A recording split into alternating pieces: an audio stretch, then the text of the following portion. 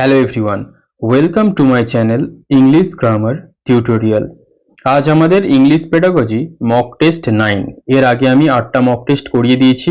সেখানে প্রত্যেকটা মক টেস্টে তোমরা জানো 15টা করে কোয়েশ্চেন থাকে, 15 নাম্বারের, যেটা তোমাদের প্রাইমারি টেটে আসবে। এই কোয়েশ্চেনগুলো আমি তোমাদের ইন ডিটেলে ব্যাখ্যা করে বুঝিয়ে দিচ্ছি এবং খুব সংক্ষিপ্ত সময় নিচ্ছি তোমাদের, যাতে তোমরা খুব কম সময়ের মধ্যে এই 15টা কোয়েশ্চেনের ক্লাসটা দেখে নিতে পারো এবং তোমাদের কোনো সময়ের অপচয় না হয়।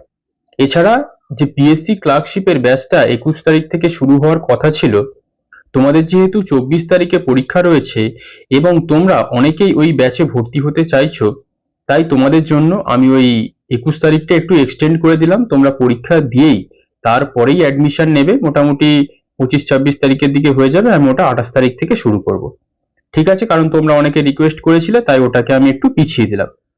ঠিক আছে, তাহলে চলো আজকের ক্লাসে আমাদের মক টেস্টের 15টা কোয়েশ্চেন ইন ডিটেলে ব্যাখ্যা সহ দেখে নেওয়া যাক। দেখা যাক আমাদের প্রথম কোয়েশ্চেন এখানে কি বলছে।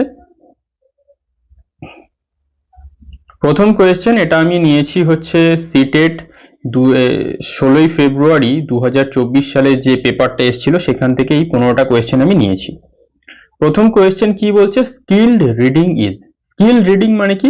তুমি যে জিনিসটা পড়ছো সেই জিনিসটা খুব দক্ষতার সঙ্গে পড়ছো, অর্থাৎ তুমি তার সমস্ত জিনিসগুলো জানো, তুমি মিনিং জানো, বাক্যের গঠন জানো, সমস্তটাই তোমার কাছে একটা কম্প্রিহেনশন বা আন্ডারস্ট্যান্ডিংটা clear.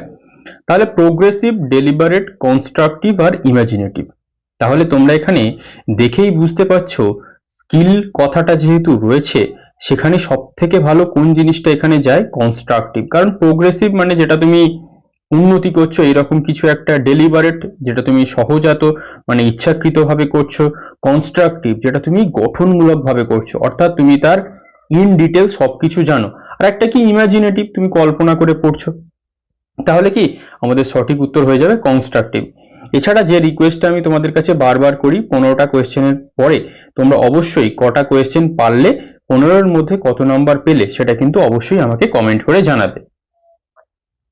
Next, of the following, এগুলোর মধ্যে which one is the most important prerequisite for language learning, এর মধ্যে কোনটা সব থেকে গুরুত্বপূর্ণ ল্যাঙ্গুয়েজ শেখার ক্ষেত্রে? whether ফার্স্ট অর সেকেন্ড, সেটা প্রথম ভাষা হতে পারে, দ্বিতীয় ভাষা হতে পারে। A structural situational approach, skill based instruction, a multilingual approach, আর একটা কি? An input rich communicational environment.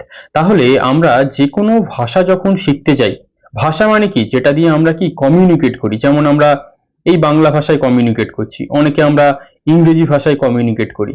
তাহলে এই যে ভাষাই আমরা শিখতে যাই না কেন, সবসময় তোমরা জেনে রাখবে সেখানকার যে পরিবেশ, সেই পরিবেশ এখানে যেমন রয়েছে ইনপুট রিচ কমিউনিকেশনাল এনভায়রনমেন্ট, অর্থাৎ তোমার যেন কথা বলতে কোনো ভয় না লাগে, টিচার তোমার সাথে এমন ভাবে ব্যবহার করছে সেটা তোমার সাথে একদম বন্ধুত্বপূর্ণ, ফেসিলিটেটরের ভূমিকা পালন করছে। কারণ কি?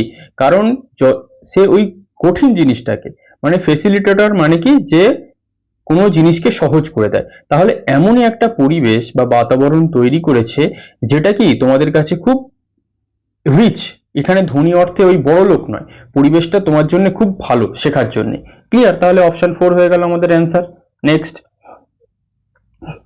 3, এ হিন্দি স্পিকিং টিচার, একজন টিচার যে হিন্দি ভাষায় কথা বলে, gets posted in a primary school, একটা প্রাইমারি স্কুলে তিনি পোস্টিং পেয়েছেন, which is situated in a remote area of Rajasthan, সেটা রাজস্থানের একদম প্রত্যন্ত এলাকায়। Since she doesn't know the local language, যেহেতু সে ওখানকার যে লোকাল বা স্থানীয় ভাষা জানে না, she faces a lot of problems, তার অনেক সমস্যার সম্মুখীন হতে হয়। সি শুড, তার কি করা উচিত? Try to get a posting to a Hindi speaking area, তার উচিত যেখানে মানুষজন হিন্দিতে কথা বলে সেখানে পোস্টিং নিয়ে নেওয়া। Focus on the text book as a source of standard Hindi, যেখানে শুধুমাত্র হিন্দিতে টেক্সট বুকগুলো রয়েছে সেইগুলোতে বেশি ফোকাস করা উচিত।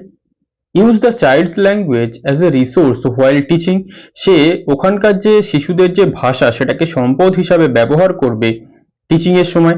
Encourage the community to learn standard Hindi, ওখানকার যে জনজাতি রয়েছে তাদেরকে হিন্দি শিখতে উৎসাহিত করবে।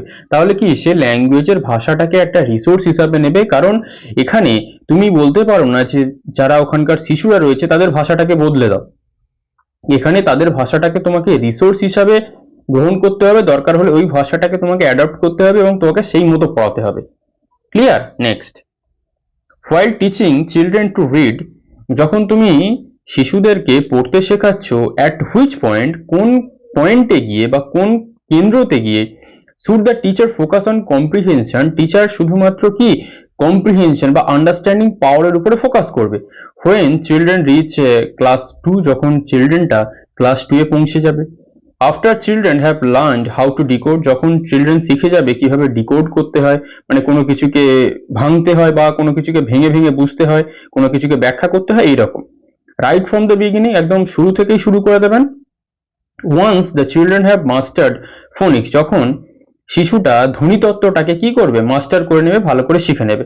তাহলে যখন তুমি তাকে পড়ানো শেখাচ্ছ, সেটা তাকে কম্প্রিহেনশন বা আন্ডারস্ট্যান্ডিং পাওয়ার বৃদ্ধি করতে চাইছো, তখন তাকে একদম বিগিনিং এই তাকে হিট করতে হবে। তার মানে কি right from the beginning, beginning থেকেই চেষ্টা করতে হবে তোমাকে যেন তার আন্ডারস্ট্যান্ডিং পাওয়ারটা বাড়িয়ে দেওয়া যায়।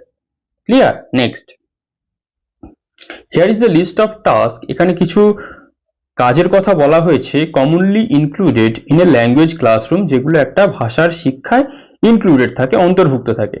হুইচ অফ দিস, এগুলোর মধ্যে কোনটা sees children as an active learner, এখানে কোনটা শিশুদেরকে একদম সক্রিয় শিক্ষার্থী হিসেবে আমরা দেখতে পাই। Children work in group to generate interpretation of a poem, চিলড্রেনরা একটা গ্রুপের মধ্যে থেকে কাজ করছে, কোনো একটা পোয়েমের ব্যাখ্যা তারা বের করে আনছে, তার মানে সবাই মিলে আলোচনা করছে। Children carefully memorise correct answer to questions on a poem, কোনো একটা পোয়েমের যে সঠিক উত্তরগুলো আছে সেগুলোকে মুখস্থ করছে। Children write answer to questions given at the end of the poem, পোয়েমের শেষে যে কোয়েশ্চেনগুলো দেওয়া আছে সেগুলোর সঠিক উত্তর লেখা শিখছে শিশুরা। Children carefully note down answers from the blackboard, blackboard থেকে তারা অ্যান্সারগুলোকে লিখছে, নোট ডাউন করছে খাতায়। তাহলে এই যে অ্যাক্টিভ লার্নার তারা তখনই হতে পারবে যখন তারা একটা গ্রুপে কাজ করবে এবং তারা সেই ইন্টারপ্রিটেশন বা ব্যাখ্যাটাকে নিজেরাই বের করে আনতে পারবে। কারণ কি, ওই যে তারা একটা গ্রুপের মধ্যে রয়েছে, ধরো একটা 10 জনের গ্রুপ, তারা কিন্তু সবসময় অ্যাক্টিভ, তারা তাদের মধ্যে আলোচনা করছে, ব্যাখ্যা করছে। Clear? Next, the assessment of students writing should most importantly focus on, তাহলে স্টুডেন্টদের যে রাইটিং আছে সেটা কার উপরে সব থেকে বেশি মূল্যায়নের সময় ফোকাস করা উচিত বা নজর দেওয়া উচিত। Keeping to the word limit, তারা ওয়ার্ড লিমিট ঠিকঠাক রাখছে কিনা সেটা দেখতে হবে।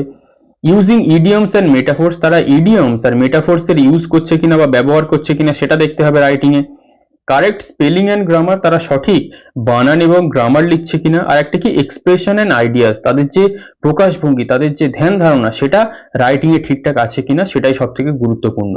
তাহলে আমাদের এখানে কি এক্সপ্রেশন অ্যান্ড আইডিয়াস, অর্থাৎ কি, ধরো আমি তোমাকে একটা কোনো কিছু লিখতে দিয়েছি, তুমি সেটাকে সবটাই সঠিক করেছো, কিন্তু তোমার ধারণা একদমই নেই সেই জিনিসটাকে লেখার প্রতি, তুমি কোনো এক্সপ্রেশন ব্যবহার করতে পারোনি। তাহলে কি, যখনই তোমাকে একটা কোনো জিনিস লিখতে দেওয়া হবে, বিশেষ করে বাচ্চাদের, আমাদের দেখতে হবে তার এক্সপ্রেশন আর আইডিয়া, সে কত বেশি ক্রিয়েটিভ হয়েছে সেটাকে লিখতে পেরেছে। Clear? Next, children's oral language development forms an important foundation for learning literacy.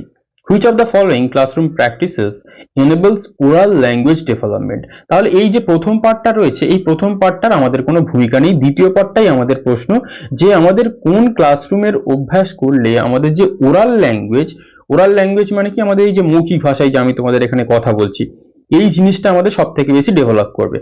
তাহলে memorising and reciting poems individually or in chorus, তাহলে তুমি কি অনেক পোয়েম মুখস্থ করছো, সেটাকে কবিতা আবৃত্তি করছো, সেটাকে একাকী বলছো, দলভিত্তিক ভাবে বলছো। Chorus, reading of a story in the text book along with the teacher, তুমি অনেক স্টুডেন্টকে সঙ্গে নিয়ে পড়ছো, কোরাস ভাবে পড়ছো, বা তুমি টিচারের সাথে পড়ছো, যে কোনো একটা করতে পারো। Practising the correct pronunciation of words in chorus, কোরাসের মধ্যে তুমি সঠিক উচ্চারণ প্র্যাকটিস করছো। Practising in role plays on favourite stories, তোমাদের যে প্রিয় কোনো গল্প যদি থাকে সেই গল্পটায় তুমি একটা রোল প্লে করছো, মানে কি তুমি নাটক অভিনয় এইসব করে দেখাচ্ছ। তাহলে কি যখন তুমি একটা কোনো জিনিসে রোল প্লে করবে, সেই ডায়লগ গুলোকে তুমি বলবে, তত ভালো তোমার ওরাল ল্যাঙ্গুয়েজ বা তোমার এই যে কথা বলার দক্ষতাটা হু হু করে বৃদ্ধি পাবে। Clear? Next, A teacher of class 3 realizes একটা ক্লাস 3 টিচার তিনি অনুধাবন করতে পারছেন দ্যাট যে vocabulary development is an important factor in enabling students to become better readers. ভোকাবুলারির উন্নতি বা স্টক অফ ওয়ার্ড যদি আমরা বাড়াতে পারি, তাহলে যে কোনো একটা রিডারের ক্ষেত্রে সেটা একটা খুব গুরুত্বপূর্ণ জিনিস। অফ দ্য ফলোয়িং, এগুলোর মধ্যে which might B a good strategy for vocabulary development, vocabulary বৃদ্ধি করার জন্য এটা কোনটা সব থেকে ভালো একটা স্ট্র্যাটেজি হতে পারে বলে তুমি মনে করছো? Students underline difficult words from a text and make sentences with them. স্টুডেন্টরা কি করছে, যেগুলো কঠিন ওয়ার্ড আছে সেগুলোকে আন্ডারলাইন করছে এবং সেগুলো দিয়ে সেন্টেন্স তৈরি করছে। Student learn to use the context to guess the meaning of new word. স্টুডেন্টরা কি করছে, যে লাইনটা তারা পড়ছে ওই কনটেক্সটের ভিত্তিতে যদি তাদের সামনে কোনো নতুন ওয়ার্ড এসে যায়, তারা ওই কনটেক্সটের ভিত্তিতে সেই মিনিংটাকে গেস করার চেষ্টা করছে।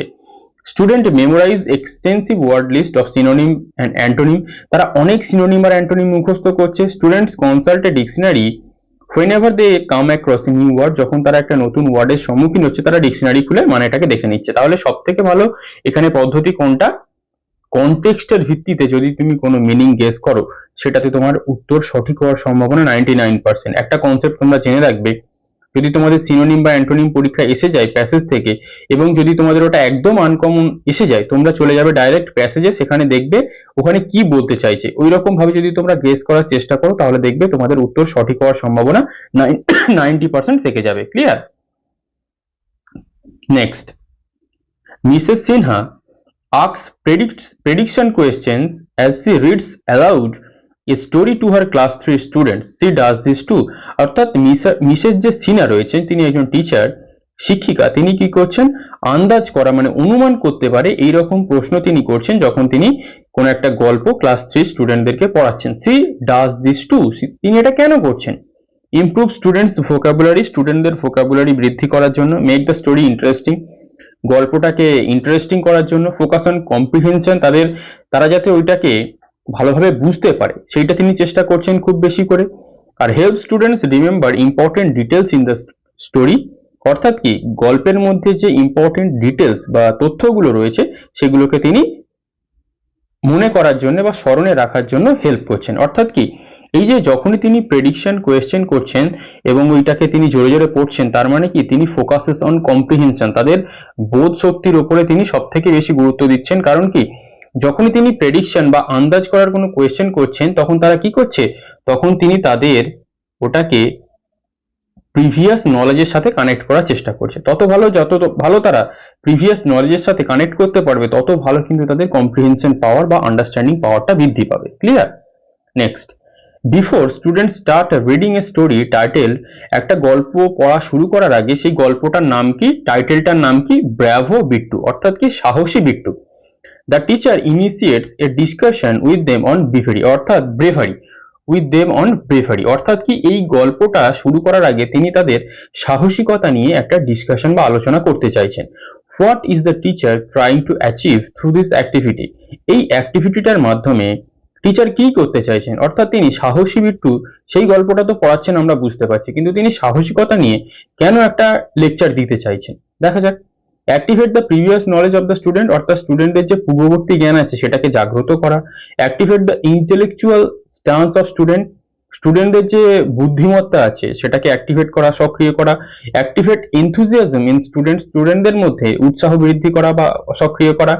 Activate the different stance in student, স্টুডেন্টদের মধ্যে যে বিভিন্ন তাদের দিকগুলো রয়েছে সেগুলোকে সক্রিয় করা। অর্থাৎ আমরা কেন যখনই কোনো একটা টপিক পড়াতে শুরু করি, তখনই যখন আমরা কোনো একটা কিছু লেকচার দিই, সেই লেকচারটা ওই টপিক রিলেটেড হয় এবং আমরা তাদেরকে কি করার চেষ্টা করি, তাদের যে প্রিভিয়াস নলেজ রয়েছে সেটাকে আমরা অ্যাক্টিভেট করার চেষ্টা করি, যাতে তারা ওই জিনিসটার সাথে কোরিলেট করতে পারে এবং সহজে বুঝতে পারে। Clear? Next, which one of the following would be the best evidence to demonstrate to parents and administrators what students can do with language, অর্থাৎ এর মধ্যে কোনটা সব থেকে ভালো একটা উদাহরণ হবে বলে তুমি মনে করছো পিতামাতাদের কাছে এবং যারা অ্যাডমিনিস্ট্রেটর রয়েছে, যারা ওখানে স্কুলের পরিচালন সমিতিতে রয়েছে, তাদের কাছে একটা ডেমনস্ট্রেট করতে পারবে, একটা এভিডেন্স হিসাবে, তথ্য হিসাবে, what students can do with language, স্টুডেন্টরা ভাষা নিয়ে কি করতে পারে। National curriculum and syllabus, lists of course goals and objectives, marks in a test, poems or paragraph written by students. অর্থাৎ এখানে আমরা দেখতে পাচ্ছি এই যে ন্যাশনাল কারিকুলাম আর সিলেবাস, এখানে স্টুডেন্টরা ল্যাঙ্গুয়েজ দিয়ে করার কিছু নেই। List of course goals and objective, এখানেও স্টুডেন্টদের কোনো করার কিছু নেই।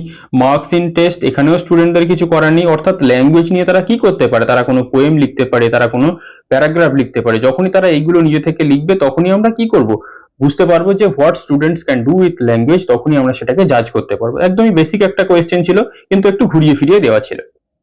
If a student is making pronunciation errors, অর্থাৎ একটা স্টুডেন্ট যদি উচ্চারণে ভুল করে, the best way to help him or her is to, তাকে সব থেকে ভালো তুমি কিভাবে সাহায্য করতে পারো, provide him or her with correct pronunciation without any humiliation, অর্থাৎ তাকে তুমি কোনো অপমান করবে না এবং যেটা সঠিক বানান বা সঠিক উচ্চারণ সেটা তুমি বলে দেবে।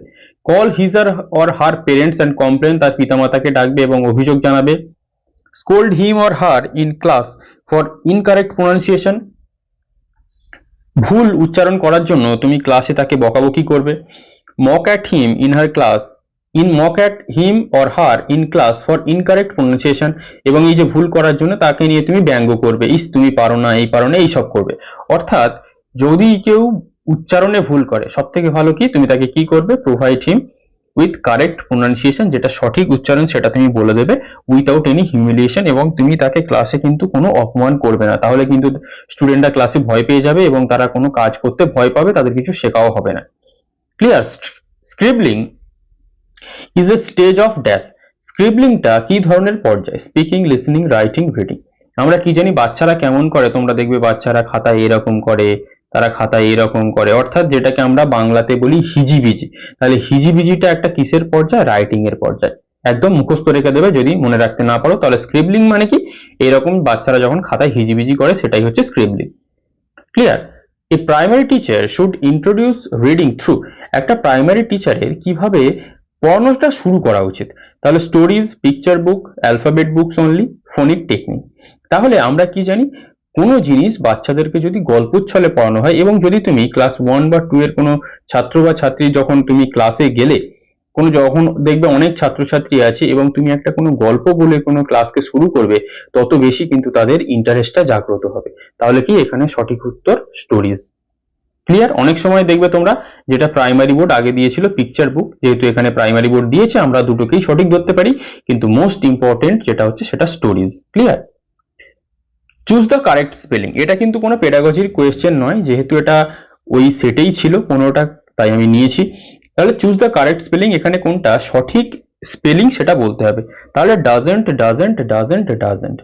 আমরা কি জানি, ডুটা হচ্ছে একটা মেন ভার্ব, এটা দিয়ে আমরা যদি নেগেটিভ করতে চাই আমরা হয় এক ডু এর সাথে নট বসাই, আর একটা কি করি, যদি থার্ড পারসন সিঙ্গুলার হয়ে যায় সেটা ডাজ করে দিই, তারপরে নট করে দিই। তাহলে ডু নট যদি হয় সেটাকে আমরা শর্টে কি লিখতে পারি, ডিও এন, তারপরে অ্যাপোস্ট্রফি দিয়ে তারপরে টি। আর ডাজ নটটাকে আমরা কি করতে পারি, ডিও ইএস এন দিয়ে তারপরে অ্যাপোস্ট্রফি দিয়ে টি। তাহলে এটা যেখানে আছে সেটাই সঠিক। ক্লিয়ার? তাহলে কোথায় আছে দেখা যাক, ডাজেন্ট, ডাজেন্ট, ডাজেন্ট, ডাজেন্ট। তাহলে কোথায় আছে, ডিওইএস এন তারপরে অ্যাপোস্ট্রফি দিয়ে টি। তাহলে অপশন 3 তে আমাদের রাইট অ্যান্সার আছে। তাহলে এটাই হচ্ছে আমাদের রাইট অ্যান্সার, এবং তোমরা অবশ্যই বলবে 15-র মধ্যে কিন্তু তোমরা কত স্কোর করতে পারলে, এটা হচ্ছে আমার একটা তোমাদের কাছে রিকোয়েস্ট। ক্লিয়ার? তাহলে বুধবার তোমাদের প্রাইমারি টেট পরীক্ষা, আশা করছি পরীক্ষা খুব ভালো হবে। তার আগে আমি এরকম মক টেস্ট তোমাদের আশা করছি শুক্রবার পর্যন্ত করাতে থাকবো। তাহলে আজ এই পর্যন্তই, পরের মক টেস্টে খুব শীঘ্রই দেখা হবে। যদি কোনো কনফিউশন থাকে অবশ্যই তোমরা কমেন্ট বক্সে কমেন্ট করে দেবে। Thank you for watching.